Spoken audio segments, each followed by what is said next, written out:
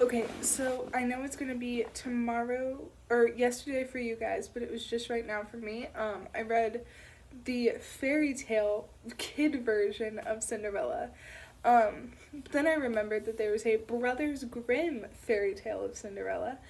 And as I am trying to get more into the macabre side of things, I decided that today I was going to pull up a PDF on my phone of the Cinderella by Jacob and Wilhelm Grimm. A rich man's wife became sick, and when she felt that her end was drawing near, she called her only daughter to her bedside table and said, "Dear child, remain pious and good, and then our dear God will always protect you, and I will look down on you from heaven and be near you." With this she closed her eyes and died. The girl went out to her mother's grave every day and wept, and she remained pious and good. When winter came, the snow spread a white cloth over the grave, and when the spring sun had removed it again, the man took himself another wife. This wife brought two daughters into the house with her. They were beautiful with fair faces, but evil and dark hearts.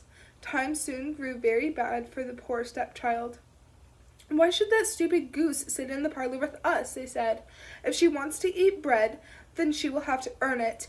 Out with this kitchen maid." They took her beautiful clothes away from her, dressed her in an old gray smock, and gave her wooden shoes. "Just look at the proud princess! How decked out she is!" they shouted and laughed as they led her into the kitchen. There she had to do hard work from morning until evening, get up before daybreak, carry water, make the fire, cook, and wash. Besides this, the sisters did everything imaginable to hurt her. They made fun of her, scattered peas and lentils into the ashes for her, so that she had to sit and pick them out again.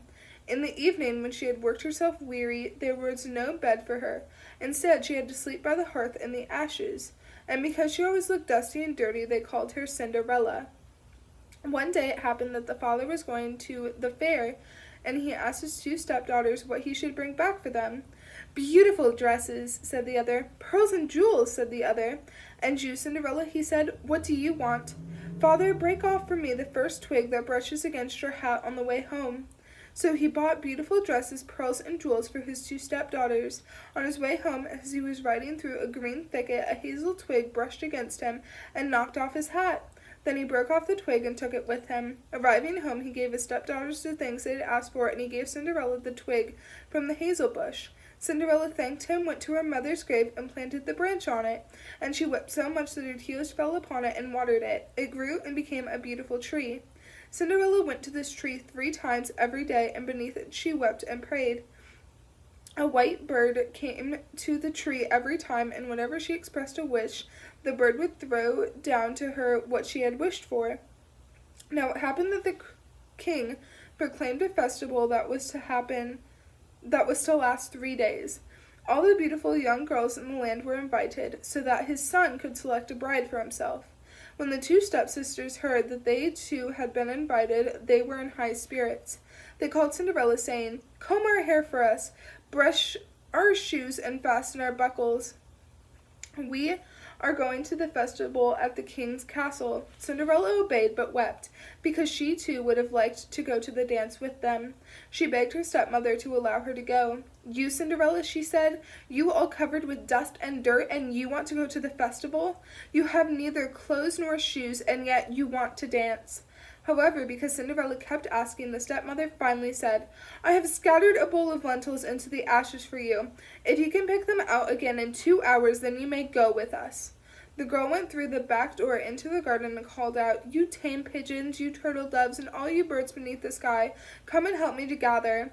The good ones go into the pot, the bad ones into your crop." 2 white pigeons came in through the kitchen window, and then the turtle doves, and finally all the birds beneath the sky came whirring and swarming in and lit around the ashes.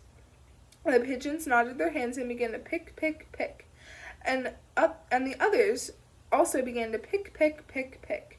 They gathered all the good grains into the bowl. Hardly 1 hour had passed before they were finished, and they all flew out again. The girl took the bowl to her stepmother and was happy, thinking that now she would be allowed to go to the festival with them. But the stepmother said, "No, Cinderella, you have no clothes, and you don't know how to dance. Everyone would only laugh at you." Cinderella began to cry, and then the stepmother said, "You may go if you are able to pick 2 bowls of lentils out of the ashes for me in 1 hour," thinking to herself, "She will never be able to do that."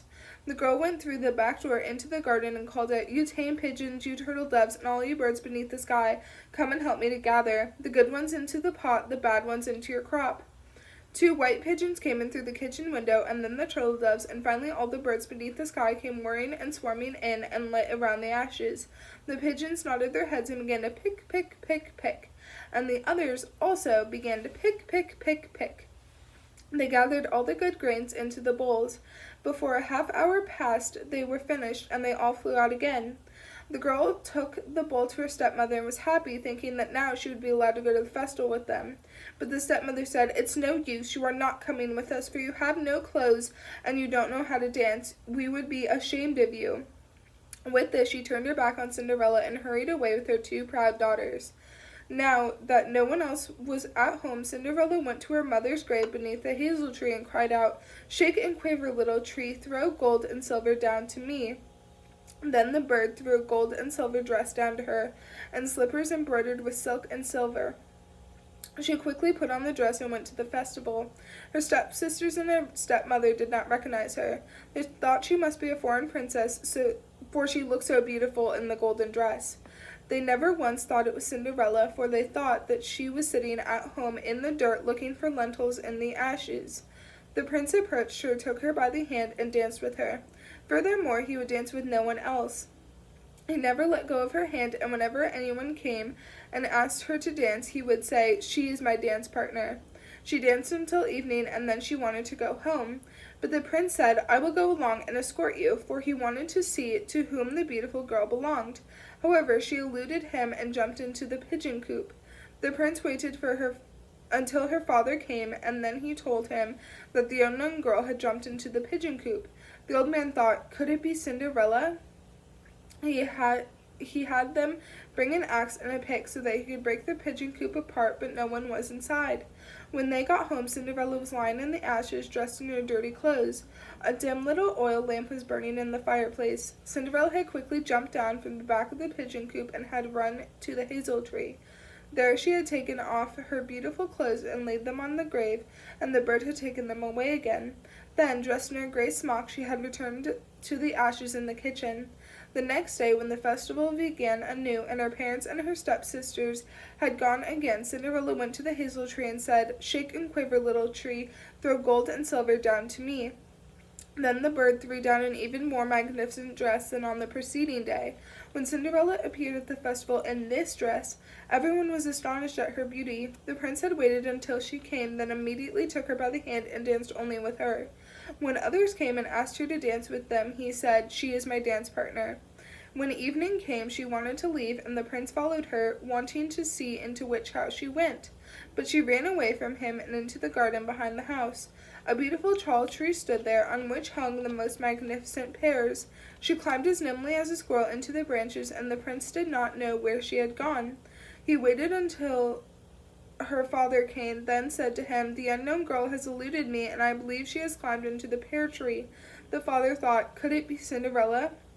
He had an axe brought to him and cut down the tree, but no one was in it. When they came to the kitchen, Cinderella was lying there in the ashes as usual, for she had jumped down from the other side of the tree, had taken the beautiful dress back to the bird in the hazel tree, and had put on her gray smock. On the third day, when her parents and sisters had gone away, Cinderella went again to her mother's grave and said to the tree, "Shake and quiver, little tree, throw gold and silver down to me." This time the bird threw down to her a dress that was more splendid and magnificent than any she had ever had, and the slippers were of pure gold. When she arrived at the festival in this dress, everyone was so astonished that they did not know what to say. The prince danced only with her, and whenever anyone else asked her to dance, he would say, "She is my dance partner." When evening came, Cinderella wanted to leave, and the prince tried to escort her, but she ran away from him so quickly that he could not follow her. The prince, however, had set a trap. He had had the entire stairway smeared with pitch. When she ran down the stairs, her left slipper stuck in the pitch. The prince picked it up. It was small and dainty and of pure gold. The next morning he went with it to the man, and said to him, "No one shall be my wife except for the one whose foot fits this golden shoe." The two sisters were happy to hear this, for they had pretty feet. With her mother standing by, the older one took the shoe into her bedroom to try it on. She could not get her big toe into it, for the shoe was too small for her. Then her mother gave her a knife and said, "Cut off your toe. When you are queen, you will no longer have to go on foot." The girl cut off her toe, forced her foot into the shoe, swallowed the pain, and went out to the prince. He took her on his horse as his bride and rode away with her. However, they had to ride past the grave, and there on the hazel tree sat the two pigeons, crying out, "Rookity-goo, rookity-goo, there's blood in the shoe is too tight, this bride is not right." Then he looked at her foot and saw how the blood was running from it. He turned his horse around and took the false bride home again, saying that she was not the right one, and that the other sister should try on the shoe. She went into her bedroom and got her toes into the shoe all right, but her heel was too large. Then her mother gave her a knife and said, "Cut a piece off your heel. When you are queen, you will no longer have to go on foot." The girl cut a piece off her heel, forced her foot into the shoe, swallowed the pain, and went out to the prince. He took her on horseback as his bride and rode away with her. When they passed the hazel tree, the two pigeons were sitting in it, and they cried out, rickety-goo, there's blood in the shoe is too tight, this bride is not right." He looked down at her foot and saw how the blood was running out of her shoe and how it had stained her white stocking all red. Then he turned his horse around and took the false bride home again. "This is not the right one either," he said. "Don't you have another daughter?" "No," said the man. "There is only a deformed little Cinderella from my first wife, but she cannot possibly be the bride." The prince took him to send her to him, but the mother answered, "Oh no, she is much too dirty. She cannot be seen." The prince insisted on it, and they had to call Cinderella. She first washed her hands and face clean, and then went and bowed down before the prince, who gave her the golden shoe. She sat down on a stool, pulled her foot out of the heavy wooden shoe, and put it into the slipper, and it fitted her perfectly. When she stood up, the prince looked into her face, and he recognized the beautiful girl who had danced with him. He cried out, "She is my true bride." The stepmother and the two stepsisters were horrified and turned pale with anger. The prince, however, took Cinderella onto his horse and rode away with her. As they passed the hazel tree, the two white pigeons cried out, "Rookity-goo, rookity-goo, no blood's in the shoe's not too tight, this bride is right."